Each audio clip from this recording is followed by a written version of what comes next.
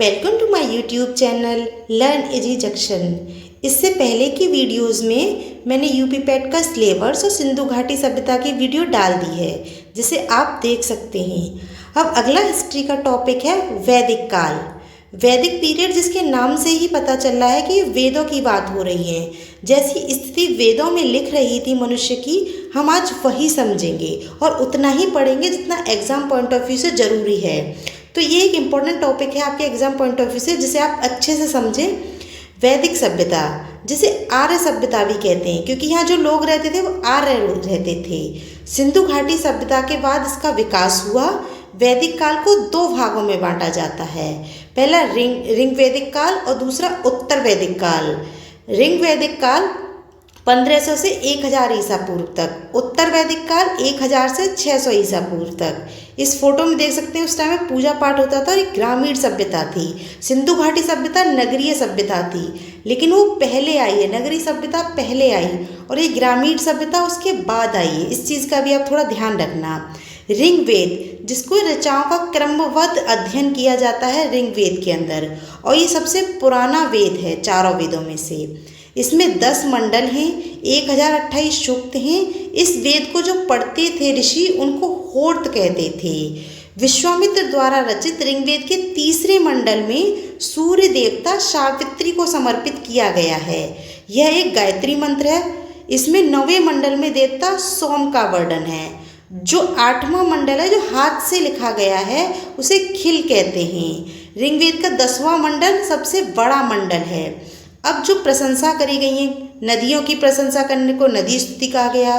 पुरुष स्तुति, वैदिक समाज की जो प्रशंसा की गई है। नासदीय, ब्रह्मांड का सर्जन, समुद्र का सर्जन, जितने भी प्राकृतिक सर्जन हो रहे हैं वो सब नासदीय में आ जाते हैं। ये मैप है कहाँ कहाँ पे इसका विकास हुआ था, कहाँ कहाँ पनपी थी ये सभ्यता। अब पुरुष सूक्त के अनुसार ब्रह्मा के 4 जगह से 4 हमारे वर्ग उगे। ब्राह्मण वर्ग से मुख, क्षत्रिय भुजाओं से, वैश्य जगाओं से और शूद्र चरणों से, ये माना गया है। इसमें ऋग्वेद के मंत्र को कंठस्थ करके जो स्त्रियां थीं, वो लोपामुद्रा, घोषा, सांची, जिन्होंने इन चीज़ों को याद किया था। वेद उस टाइम पे याद ही करे जाते थे, लिखे नहीं जाते थे।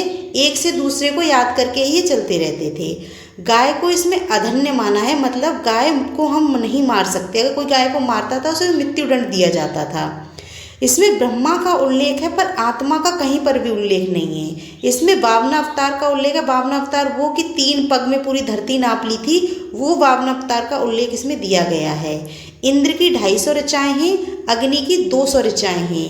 इसके बाद आ जाता है यजुर्वेद। यजुर्वेद दूसरे नंबर का वेद है। इसमें बलि, मंत्र, नियम, ये सब संकलन है और ये गद्य और पद्य दोनों में है। जो ऋषि से पढ़ता था उसे अर्धव्यूह कहा जाता था। इसके बाद आ जाता है सामवेद। ये गान है, ये संगीत है। भारतीय संगीत भी इसी से ही उत्पन्न हुआ है। सारे गाँव पाधनी सब इसी से उत्पन्न हुआ है। इसके पाठकर्ता को उद्रांत कहते थे।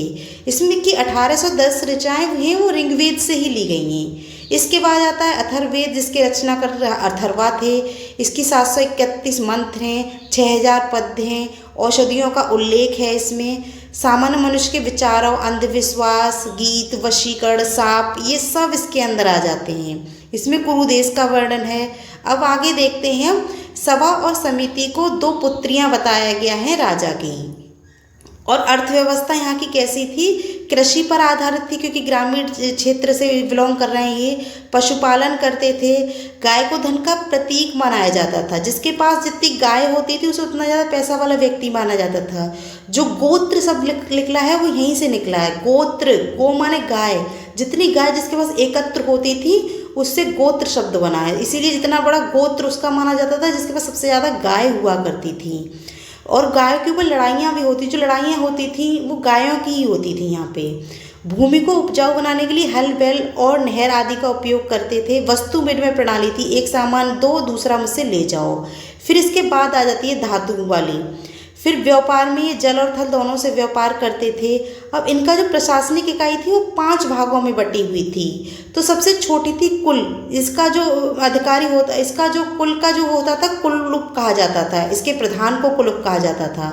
ग्राम के प्रधान को विशपति कहा जाता था। विश्व के प्रधान को विशपति, जन के को जनपति, राष्ट्र के को राजन कहा जाता था। राज अधिकारी में पुरोहित और सेनानी प्रमुख हुआ करते थे। सुत, रत्नाकर व कम्मादि नामक अधिकारी को रत्नी कहा जाता था। पुरुप द्रौपदी की जनता की गतिविधियां गुप्तचर रूप से देखता था। पुरुप वाजपति गोचर भूमि, जो गाय के लिए भूमि छोड़ी जाती थी, उसका अधिकारी होता था। भागतुहु राजस्व का एकत्र करता था, कर टैक्स इकट्ठा करता था। ऋग्वेद में किसी तरह की न्यायपालिका या न्यायाधिकारी का कोई उल्लेख नहीं है। सभा और समिति को राजा को सलाह देने वाली संस्था थी। इसके अध्यक्ष को ईशान कहते थे। स्त्रियां भी सभा में भाग लेती थीं। युद्ध में कबीले का नेतृत्व होता था। युद्ध के लिए गाविष्ट शब्द का उपयोग हुआ है, जिसका अर्थ है गाय की खोज। दशराज युद्ध का उल्लेख ऋग्वेद के 7वें मंडल में है। परुपणी यानी कि रावी नदी के तट पर सुदामा और 10 जनों के बीच लड़ा गया, जिसमें सुदामा विजयी रहा, ये भी उसमें उल्लेख है। स्त्रियां इस काल में अपने पति के साथ यज्ञ में भाग लेती थीं। बाल विवाह नहीं था, पर्दा प्रथा नहीं थी। कोई विधवा हो जाती थी तो उसके देवर के साथ उसका विवाह कर दिया जाता था। स्त्रियां शिक्षा ग्रहण करती थीं। लोपामुद्रा, घोषा, सिक्ता, पाला, ये सब विदुषी महिलाएं थीं। जो महिलाएं शादी नहीं करती थी उनको अमाजु कहा जाता था। आर्यों का प्रमुख पेयजल सोमरस था। यह वनस्पति से बनाया जाता था। आर्य 3 प्रकार के कपड़े पहनते थे, वास, अधिवास और उष्डीन। अंदर पहनने वाले कपड़े को नीपी कहा जाता था। आर्यों के मनोरंजन का मुख्य साधक संगीत, रथ दौड़, घुड़दौड़, द्रुत क्रीड़ा, ये सब थे। आर्यों का मुख्य व्यापार कृषि था। आर्यों द्वारा खोजी गई धातु लोहा थी। ऋण लेकर व्यापार करने वाले को चटकौन कहा जाता था। ऋग्वेद में उल्लिखित नदियों में सरस्वती सबसे पवित्र मानी गई है। ऋग्वेद में गंगा का 1 बार और यमुना का उल्लेख 3 बार है। इसमें सिंधु नदी का उल्लेख सार्वजनिक बार है। उत्तर वैदिक काल में इंद्र के स्थान पर प्रजापति को ज्यादा प्रमुख देवता बना दिया है। उत्तर वैदिक काल में राजा के राज्याभिषेक के समय राजसूय यज्ञ होता था। उत्तर वैदिक काल में वर्ण व्यवस्था के लिए जन्म पर आधारित हो गई थी। वहाँ पे काम के आधार पर थी, यहाँ पे फिर जन्म से ही उसका वर्ण निश्चित कर दिया गया था। अब जो देवता थे उस टाइम के, इंद्र को बताया जाता था युद्ध और वर्षा का देवता। अग्नि को देवता एवं मनुष्य के बीच मध्यस्थ करता था। वरुण पृथ्वी और सूर्य के निर्माता थे। घो आकाश के देवता थे। सोम वनस्पति देवता। उषा प्रगति और उत्थान की देवता। आश्विन विपत्ति को हराने वाली। पशुओं के देवता। विष्णु विश्व के संरक्षण एवं पालनहार। मृत आंधी तूफान के देवता। जो प्राचीन नाम थे उन नदियों के कुम्भू, कुरहम, कुम्हा, कामोल, वितस्ता, झेलम, आस्कनी, चिनाव, पुरुषणी, रावी, शतुद्री, सतलज, विपाशा, व्यास, सदानीरा, गंडक प्राचीन नाम थे इन सबके। अब उत्तर वैदिक काल में हर के सिरा व हल रेखा को सीता कहा जाता था। हल को सिरा और हल रेखा जो लाइन जो बनती थी उसको सीता कहा जाता था। उत्तर वैदिक काल में निष्क और सतनाम मुद्राओं की इकाइयाँ थीं। सत्यमेव जयते मुंडकोपनिषद से लिया गया है।